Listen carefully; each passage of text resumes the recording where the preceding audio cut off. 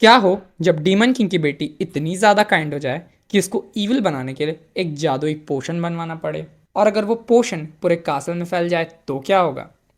चलिए देखते हैं। एपिसोड की शुरुआत जाही के बेहोश होने से होती है। जाही को एक पल के लिए होश तो आता है, पर उससे याद आता है कि उसको डोश को इविल बनाने के लिए फिर कोई प्लान बनाना है, जिससे उसका सिर चकरा कर फिर वहीं पे वो बेहोश हो जाती है। आई गेस अब इसको शोल्डर मसाज की सच में ज़रूरत है। खैर, सीन शिफ्ट होता है जहां जाही अपनी दोस्त याइरा के पास जाती है और अपनी समस्या बताती है। पर याइरा की खुद की अपनी बड़ी एक समस्या होती है। याइरा याद दिलाते हुए कहती है कि तुम्हें याद है कि डीमन किंग के साथ मिलकर तुमने अपने राज्य की बाउंड्रीज कितनी बढ़ा दी हैं।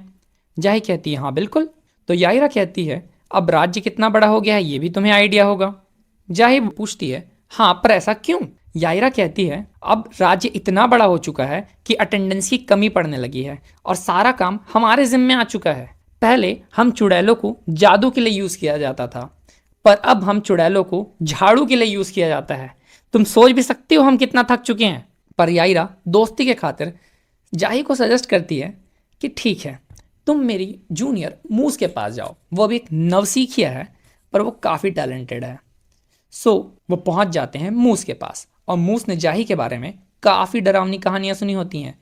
तो वो डरते हुए सीधा कहती है जो हुकुम, और सीधा काम पे लग जाती है। और वो लोग मल्टीपल पोशन ट्राई करते हैं डोश को ईविल बनाने के लिए, पर एक के बाद एक सब के सब फेल हो जाते हैं। और एक पोशन से तो जाही और मूस की बॉडी तक स्विच हो जाती है, जहां उन्हें एक ऑक्टोपस जकड़ लेता है, जिससे वो बड़े मुश्किल से बच पाते हैं और वापस नॉर्मल होते हैं। मूस दुखी हो जाती है कई बार फेल होने से और सोचती है कि उसने सब बिगाड़ दिया, वो कुछ कर नहीं पा रही, उसका क्या ही होगा। पर प्यारी डोश अब बड़े प्यार से ये कहती है कि कोई बात नहीं, अगर नहीं बन रहा तो याइरा दीदी है ना, याइरा दीदी से हेल्प ले लेंगे। और दुखी क्यों होते हो, भला ऐसा कोई है जो एक भी बार फेल ना हुआ हो? मुझे तो आपके साथ काफ़ी मज़ा आया। ये सुनने पे उसे थोड़ा विश्वास होता है और उन लोग पहुंचते हैं याइरा के पास। मूस काफ़ी डरी हुई होती है, पर याइरा उसे घूरते हुए कहती है अब बताती हो कि तुम्हारा ही पोशन बना दूं। मूस एक सैंपल पोशन जो इनकम्प्लीट होता है याइरा को देती है। याइरा थोड़ा सा डिसअपॉइंट होती है ये सोचते हुए कि देखो मैं इसको कितना काबिल समझती थी, पर ये भी बाकियों की तरह निकली, शायद तक सब मेरे ही जिम्मे है। खैर देखती हूँ कि आखिर इसने बनाया क्या है। पर जैसे ही वो उस पोशन को खोलती है एक ग्रीन धुआं पूरे कासल में फैल जाता है, जिसके कारण सबकी थकान गायब हो जाती है। एक्चुअली ये एक ऑसम सा पोशन होता है जिससे लोगों की थकान मिट जाती है, जो उसको ईविल बनाने का पोशन लग रहा होता है। और ये एक इतना लेजेंडरी पोशन होता है जो हीलिंग मैजिक नहीं कर सकता, वो ये पोशन कर दिखाता है। जो याइरा होती है वो काफ़ी इंप्रेस हो जाती है और मूस को शाबाशी देकर उसकी तारीफ़ें करती है। मूस को अपने ऊपर जो शक था वो अब गायब होता है और खुद पे कॉन्फिडेंस डेवलप होते हुए दिखता है। तभी याइरा मूस को पार्टनर बनने का ऑफर देती है, जिसे वो खुशी खुशी एक्सेप्ट कर लेती है। और डोश को तो आप जानते ही हैं, और डोश को हमेशा की तरह मस्ती करते हुए देख के जाही का रिएक्शन कुछ ऐसा होता है। कहानी आगे बढ़ती है और एक दिन डोश खेलते हुए एक लड़की से जाकर टकराती है जिसका नाम उरू होता है, और वो एक हीरो होती है, पर वो काफ़ी डरपोक हीरो रहती है जो हमेशा डीमन से लड़ने के लिए एक बुक का सहारा लिया करती थी। उरू अपने दोस्तों के साथ डीमन हंटर बनकर निकली थी, पर वो रास्ते में बिछड़ गए। उरू डोश से पूछती है कि वो कहाँ से आई है, तो डोश बताती है कि वो टनल से आई। और फिर वो दोनों वहाँ पे काफ़ी टाइप्स के मॉन्स्टर्स को एक साथ इनकाउंटर करते हैं, पर डोश सबको अपनी क्यूटनेस का शिकार बनाकर आराम से मॉन्स्टर्स को हैंडल कर लेती है। तभी एक बड़ा सा ग्रीन मगरमच्छ टाइप का मॉन्स्टर उन्हें इनकाउंटर होता है, जिसको देख के उरू घबरा जाती है क्योंकि यही वो मॉन्स्टर था जिससे डर के वो बिछड़ गए थे। पर डोश सीधा उस मॉन्स्टर के मुंह में कूद जाती है।